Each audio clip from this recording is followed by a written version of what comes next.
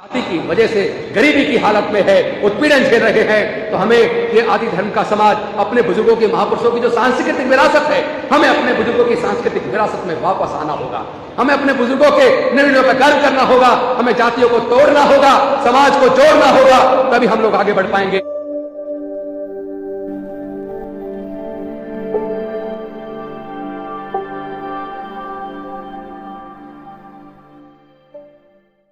यहाँ के हमारे लोकल एमएलए संधू जी और सभी सम्मानित अतिथिगण और साथियों, सबसे पहले तो मैं आपको भावादश के 60वें स्थापना दिवस पर शुभकामनाएं देता हूँ।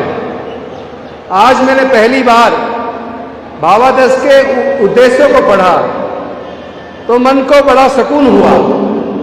सुकून इसलिए हुआ जब मैं ये जानने की कोशिश करता हूँ कि हमारे देश में दलित, पिछड़े, आदिवासी वो इतने पीछे क्यों रह गए। तो मुझे पता लगता है क्योंकि हमारे समाज में लोग अंधविश्वास और पाखंडवाद में ग्रसित हैं। दूसरा कारण हमारी बदहाली का। जब मैं उसके कारण खोजता हूं कि हमारी बदहाली के कारण क्या है, हमारे लोग व्यापारी क्यों नहीं बन पाए, हमारे लोग दुनिया में जमीनों के मालिक क्यों नहीं बन पाए, हमारे लोग संपत्ति के मालिक क्यों नहीं बन पाए, जब मैं इसका कारण खोजता हूं तो जो शास्त्रों में और मनुस्मृति को पढ़ने के बाद मुझे उसके कारण का पता चला। क्योंकि देश के अनुसूचित जाति, जनजाति, पिछड़े वर्ग के लोग, अगर मैं उनके इतिहास की बात करूं तो उनको लगभग 3500 साल तक उनके पढ़ने लिखने पर धार्मिक बंदिश लगा के रखी, उनके व्यापार करने पर धार्मिक बंदिश लगा के रखी, उनके संपत्ति रखने पर धार्मिक बंदिश लगा के रखी। अब आप जरा सोचो, जिसको ज्ञान अर्जित करने पर बंदिश लगा दी जाए, पढ़ने लिखने पर बंदिश लगा दी जाए, जिसको ज्ञान ही नहीं मिलेगा, उसको अच्छे बुरे का एहसास भी नहीं होगा, वो कभी भी ये नहीं जान पाएगा कि उसका शोषण हो रहा है, उसके हक अधिकार का अतिक्रमण हो रहा है। तो ये जो ज्ञान पर बंदिश थी, इसी के ऊपर ज्योतिबा फूले जी ने कहा था, ज्ञान बिना मति गई, मति बिना नीति गई, नीति बिना गति गई, गति बिना धन गया, और धन के अभाव में हम लोग गरीब और मजदूर और गुलाम हो गए। तो ये जो हमारे समाज का हजारों साल तक शोषण हुआ, इसका एक ही कारण था कि हमारे लोगों के पढ़ने लिखने पर, ज्ञान अर्जित करने पर लगातार 3500 साल तक बंदिश रही। इसी वजह से हमारे लोग, चूंकि हमारे व्यापार करने पर भी बंदिश रही, हमारे संपत्ति रखने पर भी बंदिश रही, इसीलिए हमारे लोग ना तो व्यापारी बन पाए, ना ही वो जमीनों के जायदाद के मालिक बन पाए। मैं आप सबसे पूछना चाहता हूं, ये जो जल, जंगल, जमीन है, ये जो प्राकृतिक संसाधन है, जो वो तमाम तरह की पदार्थों की खाने हैं, तो ये प्रकृति से पैदा होता है, जमीन से पैदा होता है, उससे अरबों खरबों रुपए पैदा होता है। तो क्या ये जल, जंगल, जमीन कोई अपने मां के पेट से लेकर पैदा हुआ है क्या? कुछ ही लोग जमीनों के मालिक क्यों हैं? हमारे समाज के लोग जमीनों के मालिक क्यों नहीं हैं? हमारे लोग व्यापारी क्यों नहीं हैं? हमारे लोग सुप्रीम कोर्ट, हाई कोर्ट में जज क्यों नहीं बन पा रहे?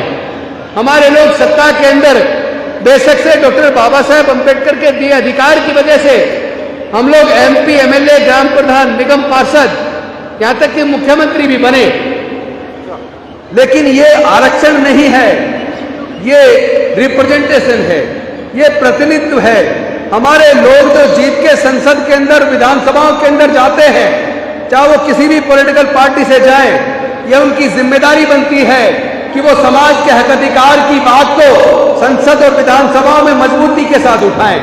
वो सरकारों को प्रेशराइज करें कि आपको हमारे समाज की विकास की योजना बनानी पड़ेगी।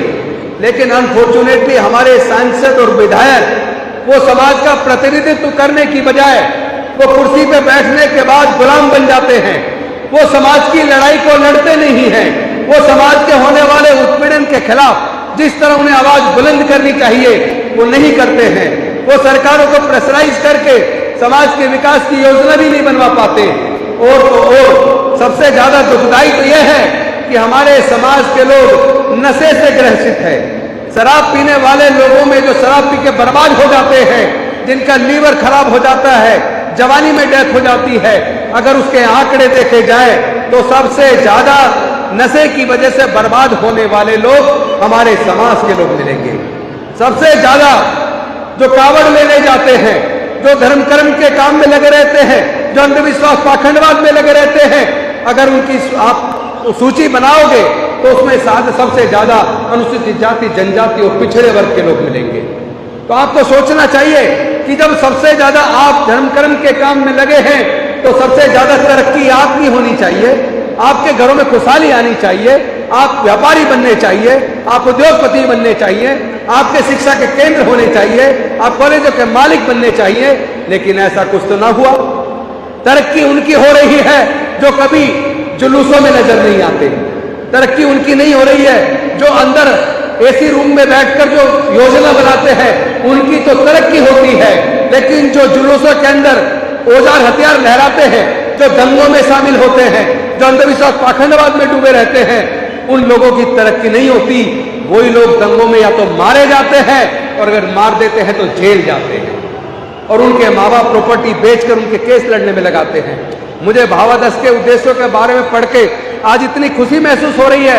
अनार्य जी, दिल से कह रहा हूं, मैंने जब पढ़ा और मुझे जब मैंने पढ़ के जाना कि अंधविश्वास पाखंडवाद दूर कर कर किस प्रकार नशे से दूर होकर समाज को आगे बढ़ाया जा सकता है, ये जो बात आपने भावादश के माध्यम से देश के कोने कोने में ले जाकर जो शुरुआत की है, मैं आपको साधुवाद देता हूं, बधाई देता हूं। लेकिन हमें मिलकर एक बात और करनी पड़ेगी, क्योंकि जब मैं देखता हूं कहीं भी जुल्म जाति होती है, पूछता हूं जुल्म जाति का कारण क्या है, तो पता लगता है कि हमारे साथ जुल्म जाति की वजह से होती है। यानी अगर जाति ही उत्पीड़न का कारण है, अगर जाति ही जुल्म जाति का कारण है, तो फिर हम लोग जातियों को जिंदा क्यों रखे हैं? फिर हम लोग जातियों को खत्म करके क्यों नहीं करते? जब आदि धर्म की बात करते हैं तो सारी जातियों को खत्म करके एक ऐसे समाज का निर्माण करें जहां कोई जाति के लिए स्थान ना हो। अनुसूचित जाति जनजाति में 6743 जातियां हैं। जाति की वजह से उत्पीड़न है, फिर भी हम ही लोग जातियों को जिंदा रखते हैं। हम लोग आपस में रोटी बेटी का रिश्ता नहीं करते। जब तक हम जातियों को खत्म करके आपस में रोटी बेटी का रिश्ता नहीं करेंगे, तब तक समाज का निर्माण नहीं कर पाएंगे, तब तक समाज मजबूत नहीं होगा, तब तक इसी प्रकार हमारे साथ जुल्म जाति होती रहेगी। क्योंकि अगर जुल्म जाति का कारण जाति है तो जाति को खत्म करना बहुत जरूरी है।